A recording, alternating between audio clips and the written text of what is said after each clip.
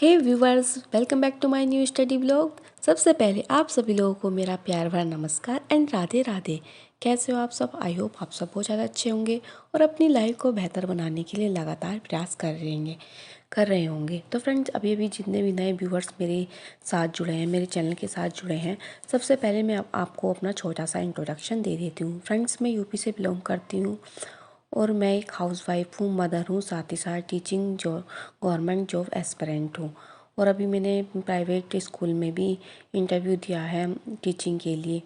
तो और मेरी एक 4 साल की बेटी है, इस बार वो 4 ईयर में लगी है और वो LKG में आई है इस बार। और फ्रेंड्स, यहाँ पर मॉर्निंग का टाइम हो चुका है, तो यहाँ पर मैं स्टडी करने बैठ गई थी। यहाँ पर फ्रेंड्स हो रहा है 6 बजे का टाइम। मेरे हस्बैंड सुबह में जाते हैं तो वो मुझे उठा के चले जाते हैं।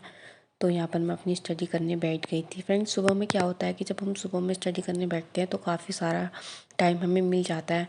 नहीं तो जब परी उठ जाती है तो उसको फिर पानी देना, सुबह सुबह मैं उसको गर्म पानी देती हूँ, फिर फ्रेश होने जाती है वो। उसके बाद मैं उसका ब्रश वगैरह कराती हूँ, दूध बना के देती हूँ। तो ये काफ़ी सारा 1 घंटा मेरा इसी में चला जाता है। और फिर झाड़ू वगैरह, नाश्ता बनाना, झाड़ू पोछा करना, इसमें भी टाइम चला जाता है। तो फिर 10 बजे के बाद या फिर 11 बजे के बाद ही मुझे टाइम मिल पाता है अपनी स्टडी को करने के लिए। तो इसलिए मैं सुबह में उठकर स्टडी कर लेती हूँ। कभी कभी फ्रेंड्स क्या होता है, जब मैं उठ जाती हूँ तो परी भी मेरे साथ साथ उठ जाती है। तो आज यही हुआ, जैसे मैं उठी तो परी को आदत नहीं है अकेले सोने की। तो मैंने क्या किया, मैं बाहर बैठ के पढ़ने लगी। तो बस उसको जैसे उसने देखा कि मेरे पास कोई नहीं सो रहा है, तो बस वो उठ गई और फिर मेरे पास आके कहने लगी, मम्मा मुझे अपनी गोदी में लिटाओ। तो बस मैं क्या करती फ्रेंड्स, फिर मैंने उसको गोदी में लिटाया और फिर जितनी भी पढ़ाई होनी थी उतनी मैंने की। देखिए, बच्ची अभी छोटी है, 4 साल की है, ज़्यादा बड़ी भी नहीं है। इतना उसको पता भी नहीं मम्मा कितना ज़रूरी है मम्मा के लिए पढ़ाई करना। तो इस वजह से मैंने उसको गोदी में लिया और आधा घंटा ही मैं इस तरीके से पढ़ पाई, क्योंकि फ्रेंड्स ऐसा बहुत ज़्यादा डिस्टर्बेंस हो रहा था मुझे। तो आधा घंटा मैं पढ़ी। फिर उसके बाद मैंने इसको पानी वानी, जो भी आपको बताइए जो डेली रूटीन होता है, वो मैंने फॉलो किया और फिर सारे काम घर के किए। तो फ्रेंड्स देखिए, जो हाउसवाइफ होती है वो उसका कोई भी टाइम मैनेजमेंट नहीं हो पाता है ठीक से कभी, क्योंकि जब छोटे बच्चे रहते हैं, अगर वो चाहकर भी अपना टाइम टेबल बनाए तो वो उसको फॉलो नहीं कर सकती, क्योंकि छोटे बच्चे के साथ टाइम टेबल फॉलो नहीं हो पाता है। अगर आपके घर में बड़े बच्चे हैं तो शायद आप टाइम टेबल फॉलो कर लें, लेकिन छोटे बच्चों के साथ कितनी भी कोशिश कर लो, टाइम टेबल हम फॉलो कर ही नहीं पाते हैं। और फ्रेंड्स, मन तो करता है पढ़ने का कि पूरे दिन पढ़ते रहें, और मैं टारगेट भी बना के चलती हूँ कि आज इस दिन मुझे इतना करना है, लेकिन मैं नहीं कर पाती हूँ। और फ्रेंड देखिए, इतना लिख लिए हैं तो फिर ऐसा लगता है कि इतना पढ़ लिख लिए, अपने माँ बाप का इतना सारा पैसा बर्बाद कर दिया, तो अब पढ़ेंगे नहीं तो लाइफ में कुछ नहीं करेंगे तो फिर कैसे अपनी ज़िंदगी क्या बोलेंगे कि हाँ हमने इसी मतलब खाना बनाना, झाड़ू पोछे, ये सब करने के लिए इस दुनिया में जन्म लिया था, हमारा कोई अस्तित्व भी नहीं है। तो इसलिए फ्रेंड्स ये रहता है कि कोई सपोर्ट भी नहीं करता है शादी के बाद।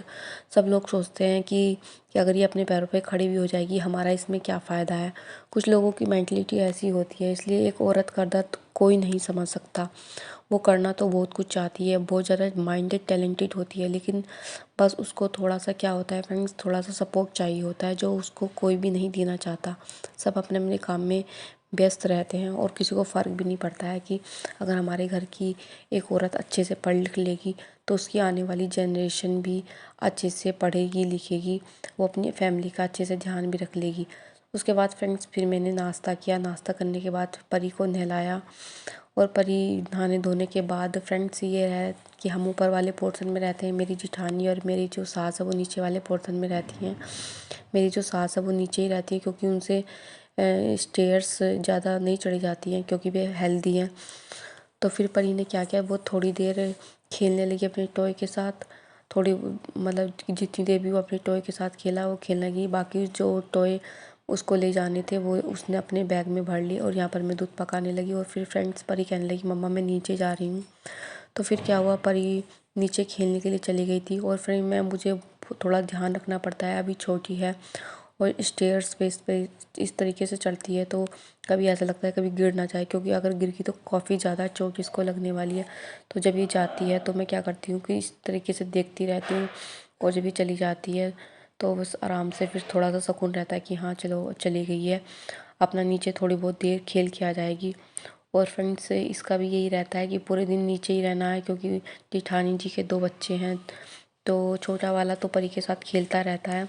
उसके बाद फ्रेंड्स मैं अपने घर के कामों में लग गई थी। यहाँ पर मैंने सबसे पहले अपना किचन क्लीन किया, सबसे पहले बर्तन साफ़ किए, क्योंकि फ्रेंड्स ये रहता है कि घर में मैं पढ़ने बैठ जाती तो घर में कोई साफ़ सफाई थोड़ी सी भी रखना पड़ता है। देखिए पहले मैं रेंट पे रहती थी तो ये रहता है कि मैं किसी भी टाइम बर्तन साफ़ कर लूँ की है, लेकिन अब ससुराल में है तो ये रहता है कोई अचानक से कोई आ जाए तो ये कहेंगे लोग देख मतलब घर भी गंदा पड़ा है इस तरीके से और पढ़ने बैठ गई है।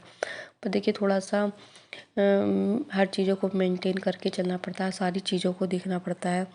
और अगर मैं रेंट पे रहती तो मैं इतना मुझे टेंशन नहीं रहता था कि हाँ जब मन करता था मैं तब काम निपटा लेती थी, लेकिन अब थोड़ा सा मुझे ज़्यादा देखना पड़ता है इन सब चीज़ों को।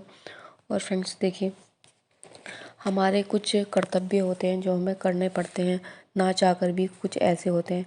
लेकिन फ्रेंड्स एक बात बोलूँ आपसे, अगर आप अपनी लाइफ में कुछ करना चाहते हैं तो अपने आप को डिसिप्लिन में लाना बहुत ज़्यादा ज़रूरी है। डिसिप्लिन यानी कि आपने जो गोल सेट किए हैं उसके प्रति आप कितने ज़्यादा डिसिप्लिन हैं में हो।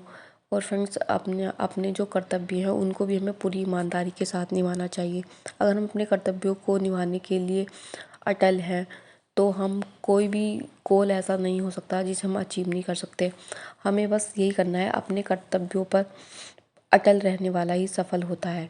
यानी कि जो इंसान अपने कर्तव्यों पर अटल रहता है, जो काम बहुत अच्छे तरीके से करता है, तो वो इंसान ऐसा हो ही नहीं सकता वो कभी सफल ना हो। इसलिए आप भी अपने कर्तव्यों पर अटल रहिए और अपने गोल को ज़रूर पूरा करिए।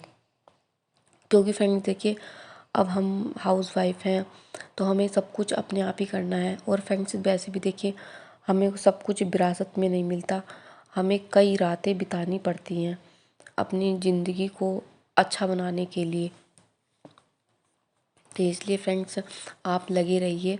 हम इतने अच्छी फैमिली से नहीं है कि सारा सब कुछ हमें अपनी फैमिली से ही मिल जाएगा। हम एक मिडिल क्लास फैमिली से हैं और मिडिल क्लास फैमिली वालों का दुख तो आप समझ ही सकते हैं, ना ऊपर होते हैं ना नीचे होते हैं, बीच में बेचारे लटके होते हैं।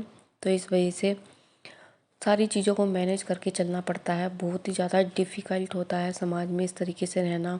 लेकिन क्या है फ्रेंड्स, अगर आप अपनी लाइफ में कुछ करना है तो सारी चीज़ों को मैनेज करके चलना पड़ता है। और फ्रेंड्स अगर आपको मेरी वीडियो अच्छी लगती हो तो प्लीज़ कमेंट करके ज़रूर बताया करिएगा। बहुत ही ज़्यादा मोटिवेशन मुझे मिलता है, बहुत ज़्यादा अच्छा लगता है, क्योंकि मैं भी आपकी तरह एक हाउसवाइफ हूँ, एक नॉर्मल इंसान हूँ। तो फ्रेंड्स अब मिलते हैं नेक्स्ट वीडियो में। वीडियो अच्छी लगी तो प्लीज़ वीडियो को लाइक करें, शेयर करें, चैनल को सब्सक्राइब करें। राधे।